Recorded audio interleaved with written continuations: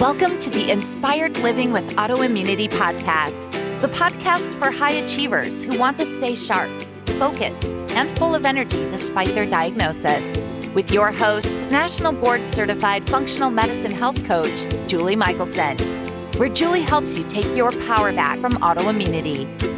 And now here's your host, Julie Michelson.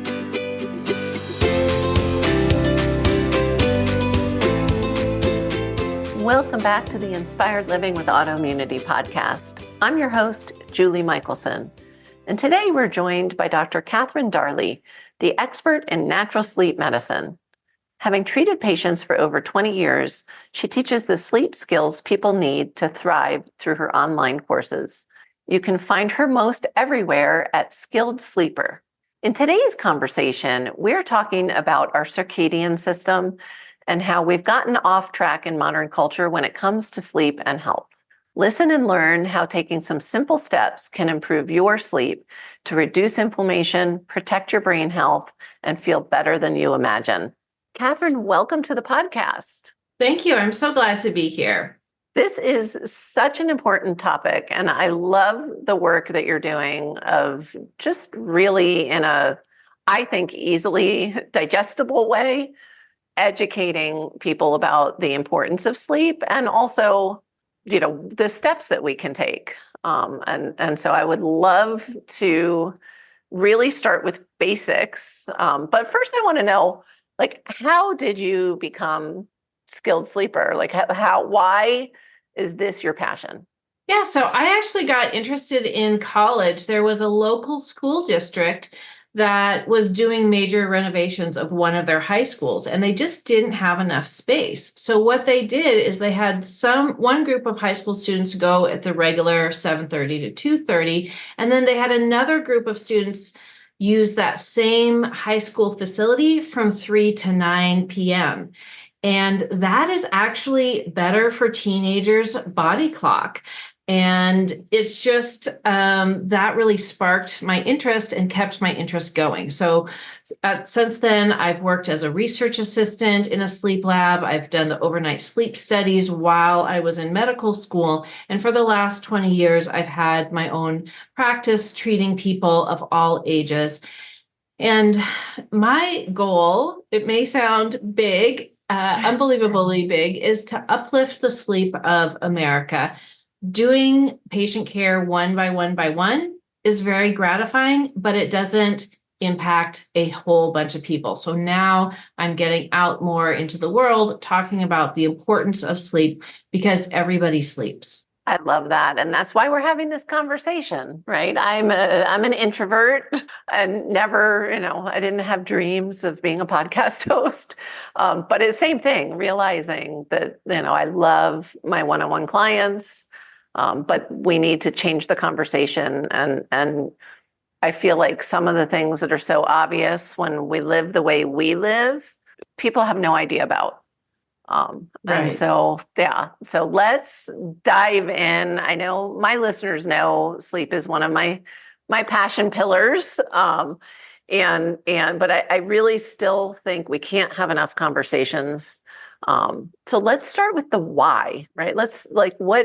Let's talk about the circadian system and why are we so far off how nature intended at this point in time in society? Yeah, thank you for asking that. With the advent of electricity decades ago now, people just easily moved inside. And it is a lot easier to be inside when you have got a light switch to flick rather than candlelight, firelight, all that. And when we step inside, we remove ourselves from that natural dark cycle. Outdoors at this time, even though where I am, it's overcast, it's rainy, it's probably close to 10,000 lux of light. Whereas here, even with a computer screen, the lights on, another computer, it is about 160 lux of light, which is not sufficient for human health. A lux, to give a reference, one lux is equal to one candle flame, and we need to have at least 250 lux of light during the day when the sun is up. And in office buildings and homes, we don't get 250 lux of light. I love this. I think this is really the secret reason. My bigger reason is to share the conversations, but I always learn so much. And again, even though I just said to you before we hit record that, we were talking to blue blockers and which I'm sure we'll get to, but I literally used to wear glasses over my glasses. So as much of a geek as I am, these are new numbers for me. So I'm excited to have some more info in my arsenal. So thank you for that. Yes. Because I think that I love that you took it all the way back, which is really when our lifestyle started to shift to electricity. We hear so much right now about blue light. I feel like it's almost the same as with diet, right? People are with autoimmunity, especially, are like, tell me what not to eat, right? What should I be avoiding? And it's like, well, wait a minute. What about, what you need to be eating also? And so I think there's so much attention on avoid blue light. But what I'm hearing you say, like right out the gate, is we're actually not getting enough light in our eyes during the day. Yes, we're not getting enough light in our eyes during the day. And what happens, Julie, when we get sunlight in the morning is it signals to our whole body, it is time to be awake. It is time to be active, alert, productive, energetic. And without that signal, we can feel fatigued. One of the things that happens in the sleep system is that our melatonin is still slightly elevated when we wake up, and we need that strong light signal from the sun to suppress whatever melatonin is still on board. So that is really an important piece, I think, that's missing of the conversation. Is the recommendation is at least 20 minutes of bright outside light in the first hour or two of the day. And I said, because, a common question crossed my mind, and people say, well, I sit next to the window, or I drive, in the first hour of my day. Is that enough light? And they're thinking I'm going to say yes. And actually it's not. There's coatings on windows. The ceiling is going to overhang enough that you're just not getting enough light. I love that you brought that up. I get that. I live in Colorado, although I work with people all over, but I get that question all the time in the winter. It's easy, and I love that you're starting, if we're talking cycles and rhythms, right? Yes, what you do first thing in the morning actually really does impact your sleep. And people are always like, wait, I said I'm having sleep issues, so why are you talking to me about morning? So what do you have, other than suck it up, buttercup, do you have any recommendations for those winter months if people are somewhere cold to, how do you make yourself get out there? Yeah, I like bundle up. There's no easy answer. You're gonna have to be in the cold weather to go outside and get enough light. Which is great because cold therapy is awesome. So right. I'm a big stacker. Yes. And sometimes people ask about light boxes, and there is certainly a place for light boxes, but myself as a naturopathic physician, I'm also keeping in mind all the other health benefits of being exposed to nature and going outside. Yes, you can maybe replace with a light box, but you're not going to be getting the wonderful volatile chemicals from the trees. That scent of pine actually stimulates our immune system. You're not going to get that if you're replacing the sunlight outdoors with a light box indoors. So it's really kind of acknowledging that we human beings are meant to be, we have been most of human history embedded in nature. And when you step away from nature, you just cannot replicate the entire benefits of nature inside. It's just not possible. I love that. It's true. It's so true. And I love the grace. You're not like, oh, you have to get up and run outside, within the first 10 minutes of lifting your head off the pillow. So, even if it's moms who have to get kids off to school, whatever it is, like we can all create. No, nobody has the time. We have to create the time and really prioritize. Yeah. So let's talk a little more about, for people that are like, well, I've heard of circadian rhythm, what I know, it. It sounds obvious to Sure. us, but why do we care that we used to live, without electricity and artificial light? Yeah, so our circadian, circa means around, and dian means day. So that's around a day. And in our body, every organ system has this 24-hour pattern where it does more or less of its function at different times of day. Many of our systems are set to kind of slow down during nighttime, during sleep. A really common example that most people can identify with is our digestive tract. Our digestive tract is set to be active and easily digest food during the day, but not at night. So if you have ever stayed up late for a special event or worked overnight, studied overnight, got up super early for a travel day, and tried to eat at a time that you're usually asleep, often the food just sits there. It just does not digest. People get an upset stomach because their circadian rhythm of digestion is set to be off and less active at night. We could go through every organ system has times of day that it does more or less of its work. Yeah. And especially anybody with autoimmunity or any kind of chronic illness or inflammation, I'm often focusing on the systems that are actually really working while we're sleeping and getting restorative sleep, like detox, like, lymphatic cleaning, brain cleaning. There are some healing, there's a lot of repair happening at night, and, beautiful, good, like even people sleeping, maybe we'll get to that too, but like, does it matter what time you sleep? And can we influence, and we do in a way that's not healthy? Is there a way to influence, our patterns? I know so many people who think that they're super sleepers until we show them they're not. And I know, genetically, there's this tiny little percentage of the population that's a super sleeper. But if you really think 4 hours of sleep at night is enough for you, you're probably wrong. Right. What's that range? Does it matter if you sleep, if you go to bed really late? Again, we're talking circadian, so sun cycles, day cycles. Yes. So we do think about people being strongly morning types, evening types, or neither. Most people are going to be kind of middle of the road and not strongly. And I think about this, people fall on this bell curve of what their circadian chronotype is, or biorhythm is another phrase. And I think it's best to honor that. Think about it like your height.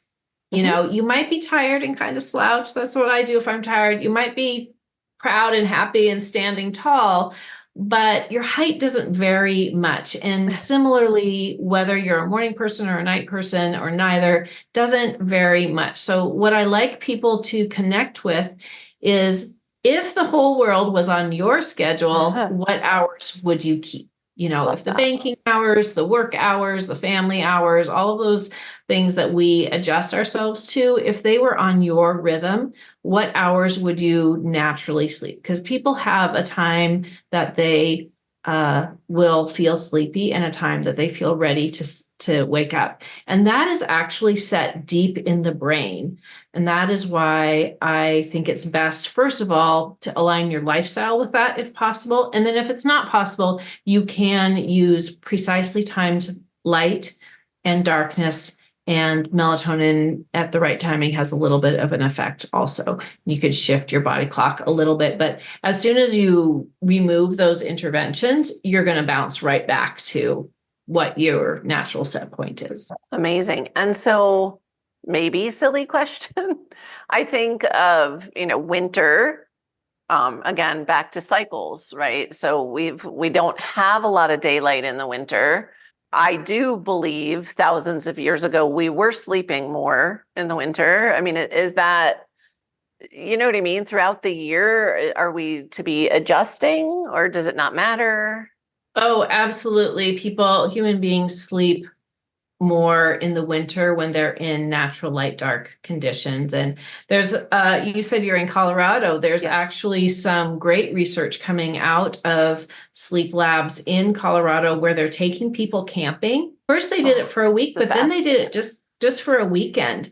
And a weekend of camping in the winter, people will have elevated melatonin for about 2 hours more a night and sleep a little less than 2 hours more, but they will sleep significantly longer just in a weekend of not having that electric light input.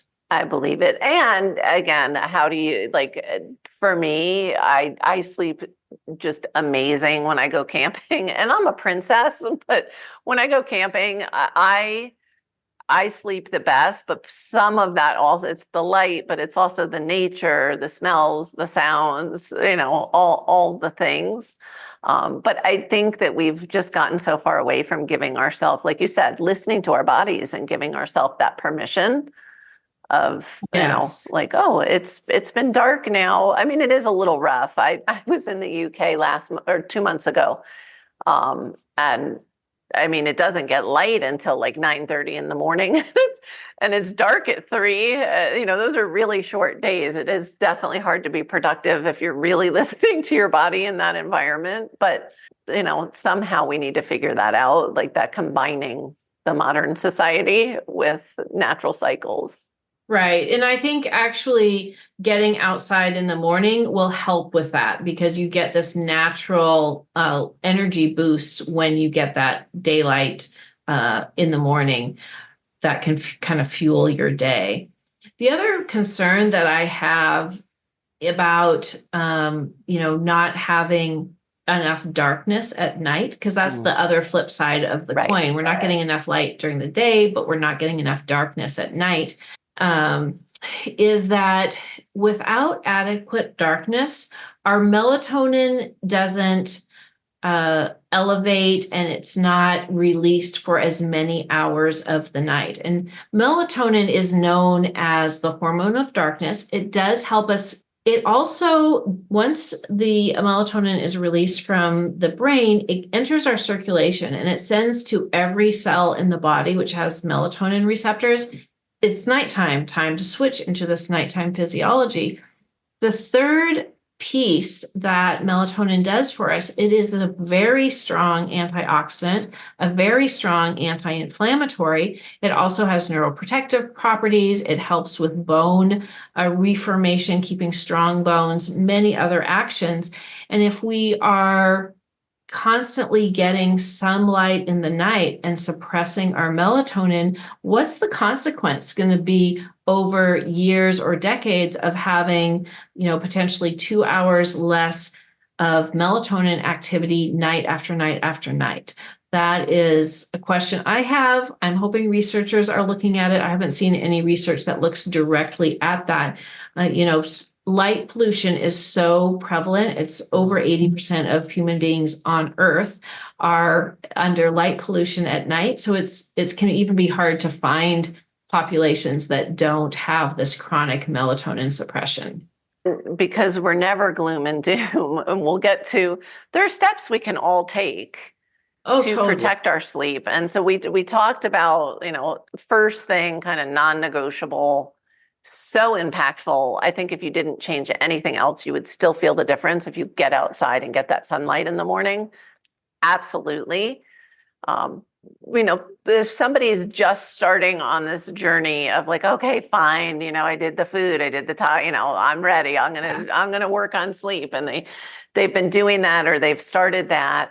What is your position on supplementing with melatonin? For the people that know, we're not even just talking right now about schedules and light, but people that actually know they struggle with sleep.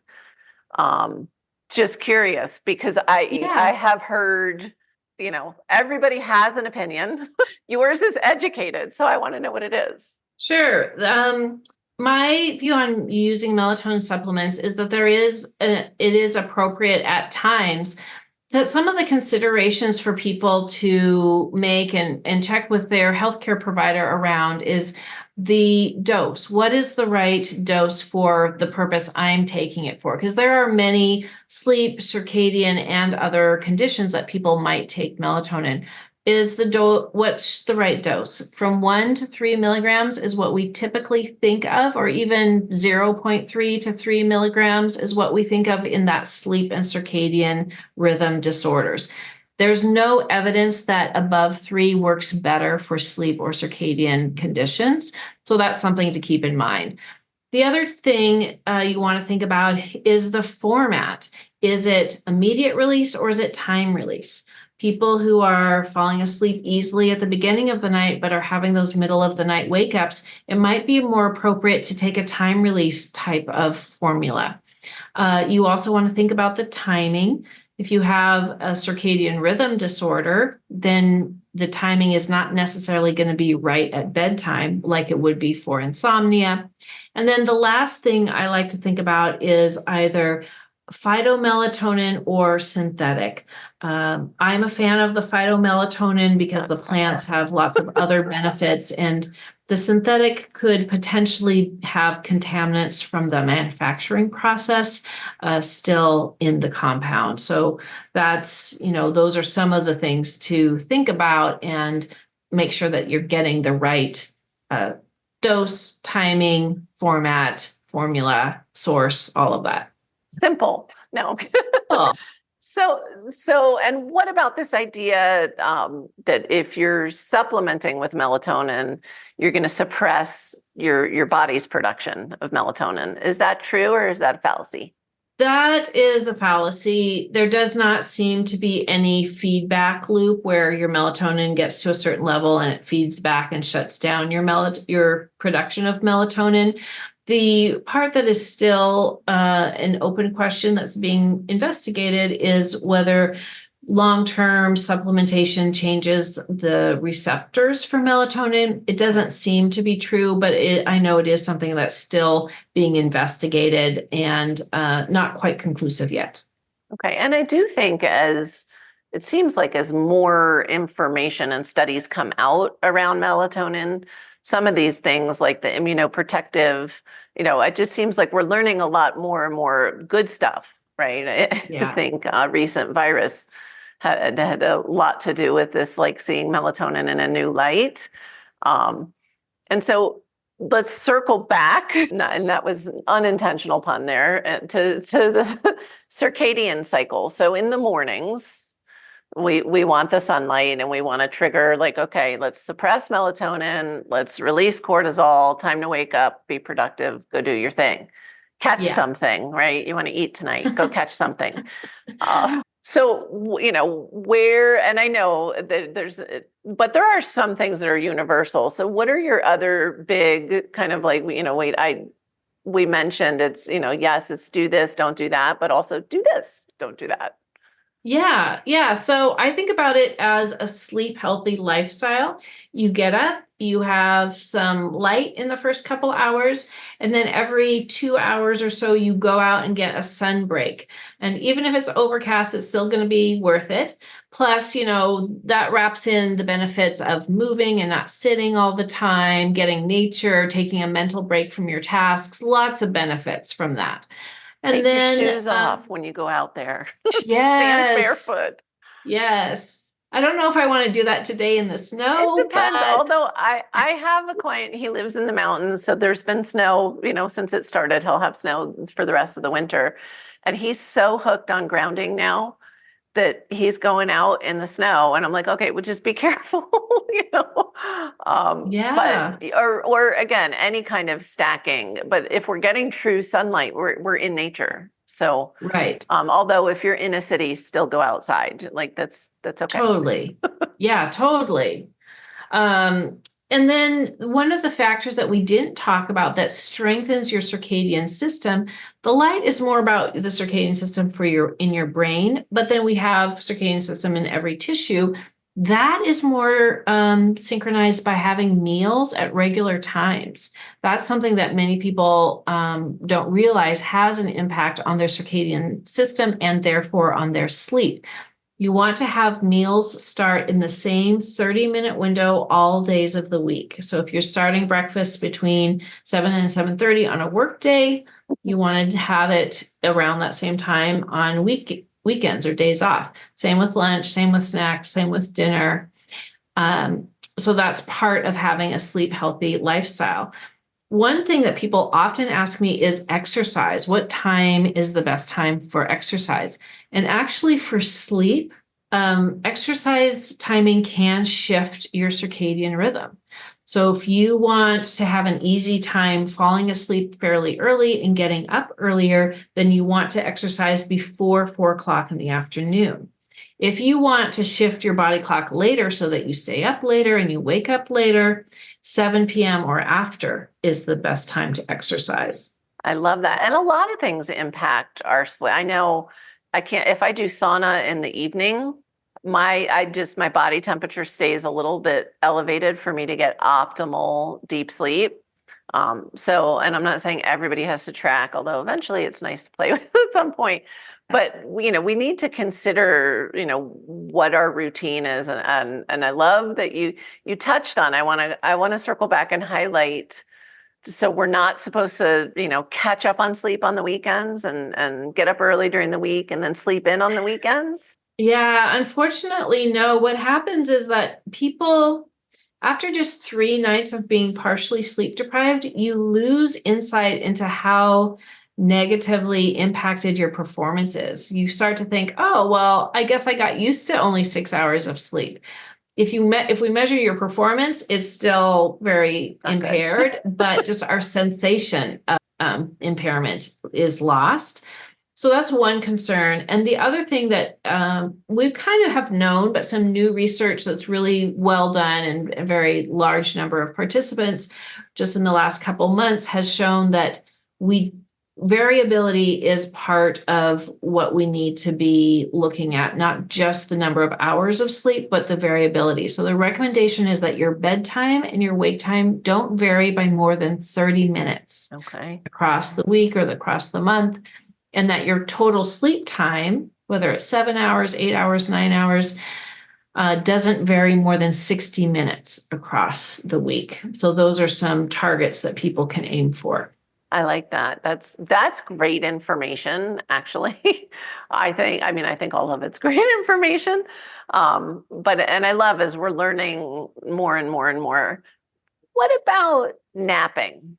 Yeah, so I think that napping is fine. For some people, they struggle to get enough hours of sleep at night. I'm thinking about high school students, college students, people who have naturally a much more night owl schedule, but yet they have to get up early for school. Going to school and then coming home and taking a nap from 2:30 to 4 every day, and then having more energy for the evening, I think can be positive. So naps should be either 30 minutes or a full hour and a half sleep cycle. You don't want to wake up out of deep sleep because you won't feel good and it'll take about 20 minutes to get with the program. And you want to take your naps earlier in the afternoon, not in the evening or after dinner or anything. Not right before bedtime. Yeah, right. That makes sense. Well, that's perfect. So we're intentionally getting sunlight in the morning. We're taking our sun breaks every 2 hours. And I think that that's just a prescription everybody can claim. Yeah. Then what? What are we doing? Because you hear all this talk about blue light, where you and I are on screens right now. Some people don't even have a choice. I know when I built this house, they thought I was insane because I said only incandescent lights in my house. And they were like, we don't do that anymore.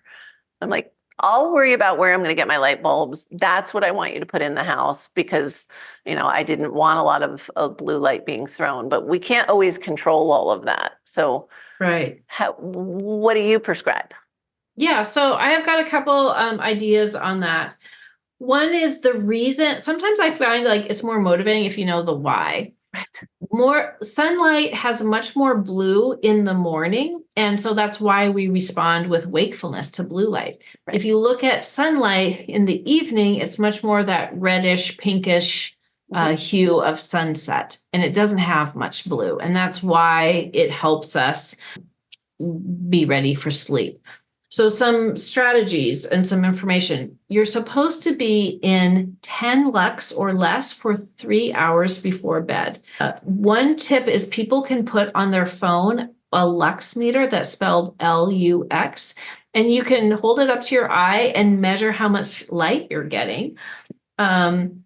If 3 hours, I think, is pretty hard because people are often still in their productive, task-oriented part of their day. If that is you can put on blue blocking glasses. These are mine. Yeah, they live overnight on my bedside table, and during the day they usually live on my coffee table because that's where I spend my evenings. When you're getting blue blocking glasses, you really want them to have this reddish color of lens. Yep. Yours are more. These are my daytime, yes, for the assault from the screens. What about, right. I have, because again, we talked about, I don't want to wear 2 pair of glasses anymore. I have red lights in my bedroom, just regular in certain lamps. The bulbs are red because when the sun goes down, that's the light I want. Feelings on that? What do you think? I think that's a great strategy. And what I've done in my home, because I don't want to have red per se, is it does look a bit like a brothel from the outside. I have had, I live in the country, but I have clients that live in neighborhoods, and people are wondering what's happening in their houses at night. Right. So I have some strings of twinkle lights that I've placed really carefully and artfully around my living room and then also in the bedroom so that we can turn those on, and it just gives a really nice, almost candlelight colored glow. They look like incandescent lights. They're not like a bright fluorescent LED Thank color. you for clarifying. I was going to say, but because so many now, everything has moved in that direction. So good to know you can still find that really soothing, soft twinkle light. Yeah, it is. It looks very, it looks lovely. And then I also, in each room, I have a lamp that is meant to be for wind down time. Okay. And it's either aimed up or it's on a table and it's low enough and has a shade so that the light is never directly on your eyes. And in those, I have put older style incandescent and dim bulbs. And so, I think it's a great, 10-minute fun project, particularly if you've got kids or if you've got folks who love the science and the measuring, is to put the lux meter on your phone, adjust the lighting to where it's 10 lux or less, and that you can have that for your wind down time. I also like to use tech to put a wind down alarm on the phone 2 hours before bedtime. Like a health coach. Yeah, exactly. Yep.